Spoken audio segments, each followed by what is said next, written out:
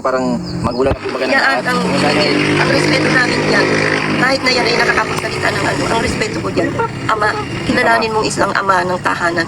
Bakit kung walang kalingap na itinayo si Kuya Bal, meron ba tayong si Kuya Raba? Nandyan, walang Kuya Rab, walang Jason Bentiboy, wala ding mga K-boys, walang kalingap tahanan, at walang mga K-angels na yan.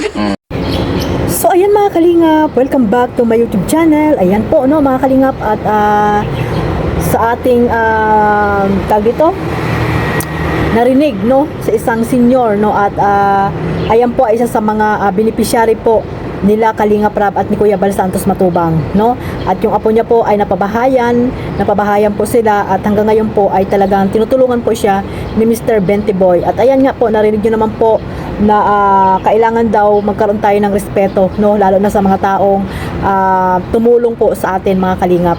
At kung may problema man ay dapat kausapin no, para nga hindi na lumawak yung mga usapin, at hindi na po nilapa no, hindi na po nilapa sana ng mga basher mga kalingap no. Tahimik na sana po mga kalingap, pero ayun nga po, sabi ko nga, nangyari na nga po yan, wala na po tayong magagawa. Pero ito, sana mapakinggan po ito ng mag-ina na ito na si Hansel at si Dalaga no, si Beyonce. Ayan mga kalingap, bago natin ipagpatuloy ang ating reaction dito, syempre magsha-shoutout muna tayo sa ating founder Kuya Bal Santos Matubang, Ate Edna Vlogs, Kalingap Rab, at sa lahat po ng mga nasa landing pad, ambassador, deputy, mga kalingap scouters, mega love shoutout po sa inyong lahat. Ay, hindi na pala ambassador. Ang mga gobernador na daw, sabi ni Kuya Bal no, pinalit po. At ayan po, shoutout din po sa mga OFW, yung mga nandiyan po sa Pilipinas, at syempre sa mga sponsor na walang zawang sumusuporta po sa mga charity vlogger saan man dako ng lugar po dyan sa Pilipinas. At ito nga po no mga kalingap, panibagong reaction po tayo. Ito na naman po ang inyong lingkod, Kalingap Maymay no. Sa mga hindi pa po nakasubscribe sa aking YouTube channel, subscribe na po mga kalingap, and click the notification bell para po update kayo sa aking mga reaction at live araw-araw. At syempre don't skip ads, at thumbs up na rin po mga kalingap. At sa mga bago ko pong subscriber, maraming salamat po sa inyong lahat. Ito mga kalingap no, meron tayong ipaparinig sa inyo para po maipagpatuloy po natin ang ating reaction dito sa kay lola ni Casey no, lola ni Casey po, na hanggang ngayon ay talagang gumagawa sila ng paraan para mabuhay no, gumagawa sila ng paraan para mabuhay. Napakasipag po ng lola ni Casey na ito mga kalingap, at talagang pumupunta man doon si Mr. Bentiboy, madalang nang puntahan nila Kalingap Rab or nila Kuya Bal, dahil nga may iba na rin naman silang tinutulungan. At nandiyan po lagi si Mr. Bentiboy para po mabigyan sila ng kahit pa paanong ayuda. At syempre si Casey at yung mama ni Casey, na alam naman natin na mayroon po silang mental health no, mayroon silang sakit sa pag-iisip, kaya kailangan talaga ng gamutan mga kalingap. Kaya maraming salamat po kay Mr. Bentiboy na talagang matyagang nagpabalik-balik din po doon kila Casey, sa lola po ni Casey. At dito nga po nagpahayag ng saloobin po itong lola ni Casey po regarding po sa nangyari po dito kay Kuya Bal Santos Matubang.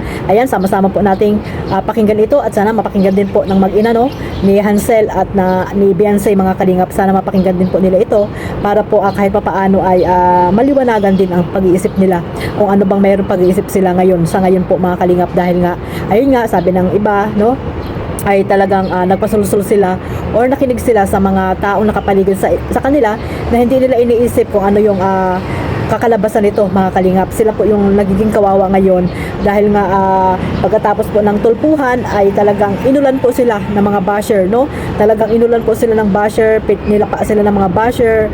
May mga reactor na pumasok sa kalingap na hindi naman dating kalingap, pero ngayon ay talagang nandito sila para po reactionan po si Beyonce mga kalingap no. At ito mga kalingap, sama-sama po nating panoorin ito. Tension sa pag-order, gawa ng stress na dyan. Ako pati Sa na-stress Beyonce. kay Beyonce itong case na yan. Ako ang tinatanong. Aywan ko na, ang paniniwala ko niyan ay ewan ko, hindi ko rin naman natin Si kilala. Beyonce po, mabait po si Beyonce. Hindi ko masabing mabait, kasi ang tao di mo masasabing mabait sa isang bisis mo lang or mapapanood mo. Pwedeng ang tao magbalag kayo. Kahit ang isang tao talagang may mabuting puso, kahit magkaano-ano, andun ang kabutihan makikita mo. Gawa ng kung marunong kang lumingon at tumanang na utang na loob, kahit na mahal mo ang isang tao, kahit anong malaking pagkukulang, natatakpan niya ng ginawang kabutihan sa iyo. Kung ang naano ko diyan, sadya na talagang nawalan sila ng pagkakakilala at pagtanaw ng utang na loob. Sa totoo lang, ano natin, merong mga pagkukulang si Kuya Bal. Pero lingunin mo sana yung mga nagawa. Bakit? Kung hindi sa Kalingap, subaybay ko noong pang ikaw pa'y kasama-sama ni Kuya Bal, Matubang na si Kuya Bal ay kayo ang Kalingap. Ikaw ang kasama-sama. Kay Lola Damiana. Hala, mula noon, wala kang makikitang nagbas mo ng ganyan. Nagpupuna kay Kuya Bal. Wala. Puro pasasalamat. At nakikita mo naman, kung alin pa yung pinakamalaking pinabahayan, pinapag-aral. O di ba, nandun na ako. Kung hindi sa Kalingap, matatagpuan ka baga ng mga sponsor. Kahit pas yung pinakamalaking sponsor na yan, ay ang founder niyan ay ang Kalingap. Hindi ka matatagpuan kung hindi dyan. Kaya kung para sa akin, ako ang nangyari sa amin, sa pamilya namin, maging sa nanay ni Biancy, ang gagawin ko, mismo ako'y kakausapin ko si Kuya Bal. Personal po. Personal kong kakausapin. Hindi ka sa sa social media. Hindi ako magsusocial media at hindi ko maaaring ipatulak ko. Sapagkat kung ikaw'y talagang taong marunong tumanaw ng utang na loob, makikita mo yung katatayuan mo, nakakaya. Pagkalaki-laki ng pabor na, o di ba ikaw, kahit ka nasasaktan na, di ba? Lagi kang, ikaw ba, sumagot? Hindi. Ikaw, marami na, subaybay ko rin, nababas ka ng dahil sa amin. Pero kailanman, nakilala kita kahit hindi, wala kang paglaban. Lagi kang sa Kalingap. Ganon din kami. Magkaano-ano man talagang Kalingap kami.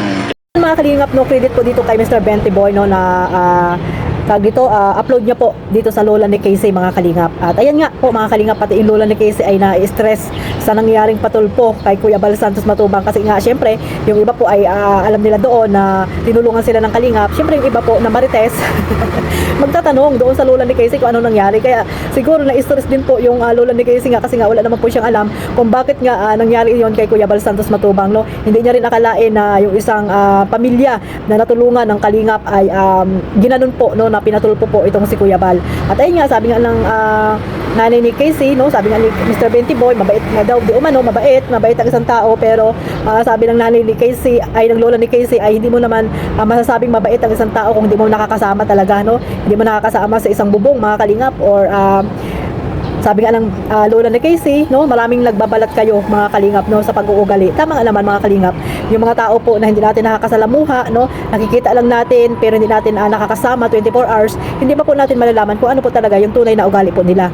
Kaya yung iba po, sabi ng lola ni Casey, in general po ito, mga Kalingap, hindi lamang doon sa pamilyang Batalero, kundi in general po ito, mga Kalingap, yung sinasabi ng lola ni Casey na ang isang tao daw po ay hindi mo masasabing mabait, at yung iba naman daw po ay talagang nagbabalat kayo lang, no, mabait nga pero sa likod naman ito ay iba po yung pag-uugali, no, mga Kalingap. So ayan, no, sabi nga ni Mr. Benty Boy, mabait daw nga po, pero ayan ang sinabi ng lola ni Casey, mga Kalingap. At ayun, hindi niya rin po ano tawag dito, lubos maisip bakit na nagawa, no. Buti pa ay lola ni Casey, alam niya, di ba, kung may nagawa mang pagkakamali sila Kalingap Rab or Kalingap or si Kuya Bal, kakausapin niya daw po, hindi niya daw po idadaan sa social media, kasi nga pag idadaan niya naman po sa social media ay lalo pang maraming makikisawsaw. Tama naman po, mga Kalingap, no.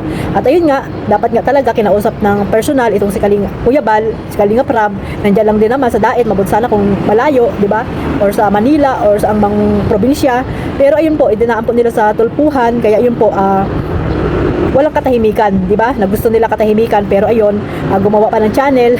Kaya lalo pong nagulo ang mundo ni Beyonce, mga Kalingap. Nakakaawang bata, no? Kasi nga, sabi ko nga, yung ibang mga reactor ay talagang iba na po yung kanilang mga sinasabi, no, dito sa ating sa dalaga, mga Kalingap. So ayan, no. At ayun nga, sabi ng lola ni Casey na kailangan daw magkaroon ng respeto, no? Respeto talaga, mga Kalingap, dahil sila Kuya Bal ay parang ama na po natin yan, no? Ama ng Kalingap, na kung wala nga naman si Kuya Bal ay saan po, hindi daw po kayo makikita ng mga kahit pa mga bigating sponsor. Tama naman po, mga Kalingap. Mabuti pa yung lola ni Casey, no, alam, no, kung ano yung dapat gawin, di ba? Buti pa yung lola ni Casey, alam kung ano yung dapat gawin, di ba? Tama po lahat ng mga sinasabi niya. Wala si Mr. Benty Boy, wala si Kalingap Rab kung wala po si Kuya Bal Santos Matubang, wala yung mga Keyboys, Kalingap Angels, wala po yan, mga bigating sponsor, wala po yan, mga Kalingap, na ngayon ay parang sila na yung kinikilala nyo, no, yung mga sponsor na yung kinikilala nyo. Bakit? Makikita po ba kayo, no, makikita ba yung mga tinutulungan kung wala si Kuya Bal na nagtayo ng Kalingap, di ba? Hindi po, mga Kalingap. Kaya sana po buksan po natin yung isip natin kung ano ba talaga yung ano dapat tawag dito, nag-iisip po muna tayo bago tayo gumawa ng isang hakbang na makakasira din naman sa ating pagkatao, di ba? Kaya nga ngayon, di ba, gawat katahimikan ang gusto ay lalo pang lumala ang sitwasyon, no, lalo pang lumala ang sitwasyon, mga Kalingap, dahil nga yun nga, yung nagpatulpo, kahit nga yung staff ng Sir Rapi Tulfo ay nagugulat, di ba? Dahil sila naman yung lumapit doon, pero parang sila pa yung may kasalanan, di ba mga kalingap? So gustong katahimikan, yun nga, ayaw na magpa-vlog. No, ayaw na magpa-vlog doon sa kay Sir Rapi Tulfo. Kala niya siguro ay sila Sir Rapi Tulfo ang lumapit sa kanila. Ay sila naman yung lumapit doon. Ayaw na magpa-vlog kay Sir Rapi Tulfo. Tama na daw po 'yun. Pero anong ginawa? Ng channel. So lalo pa siyang ngayon. Lalo pang nilapa or binas po mga kalingap, di ba? So dapat po sa mga ganyan, kung ayaw niyo pong tawag dito, ayaw kayong mabash o gusto niyo ng katahimikan, dapat po itigil niyo po dito sa social media.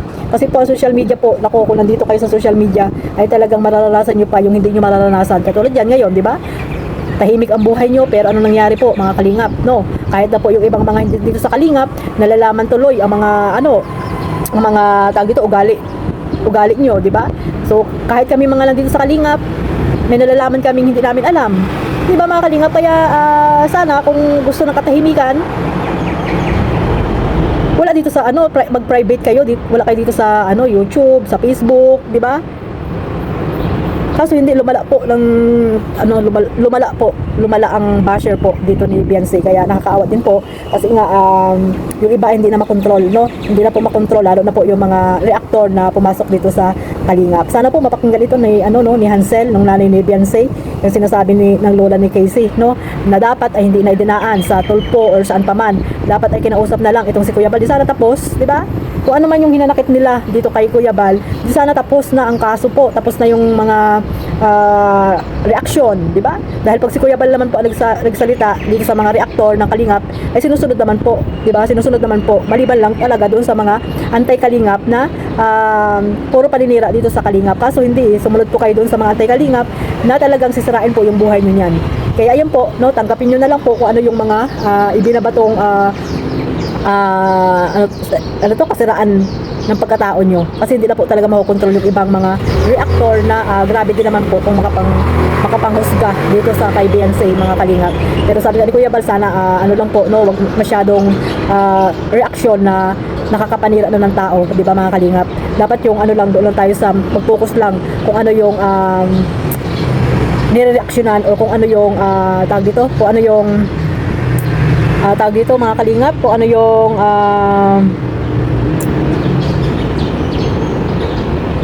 kalimutan ko na kung ano yung tawag dito, kung ano yung mag-focus lang kung ano yung ino-content nyo, di ba? Kung ano yung kino-content nyo, mag-focus lang po doon mga kalingap. So wag na pong idadaan pa sa below the belt na po, mga below the belt na mga sinasabi mga kalingap. Kahit na magpapaano mga kalingap, ay naging bahagi din po ng tawag dito ng kalingap itong si Beyonce, no? May mga tao lang talaga na talagang may mga sulsol, no? May mga tao lang talaga na pilit talagang ginamit itong si Beyonce para makaganti dito sa kalingap. Pero yun nga, mali din po sila dahil nagpagamit sila, nagpasulsul sila kung nagpasulsul man, dahil may mga sarili naman silang pag-iisip, di ba mga kalingap? At alam naman nila kung ano yung buhay dito sa social media. Kapag nakagawa ka ng hindi maganda, ay talagang yun, re-reactionan po mga kalingap. So ayun lang po mga kalingap, no. Maraming salamat po sa walang sawang pagsuporta. At syempre wag niyo po kalimutan suportahan ng ating founder Kuya Bal Santos Matubang at Edna Vlogs Kalingap Rap, at sa lahat po ng mga reactor, charity vloggers at mandako na lugar po dyan sa Pilipinas. God bless us all. Mabuhay pa ang Team Kalingap. Bye bye.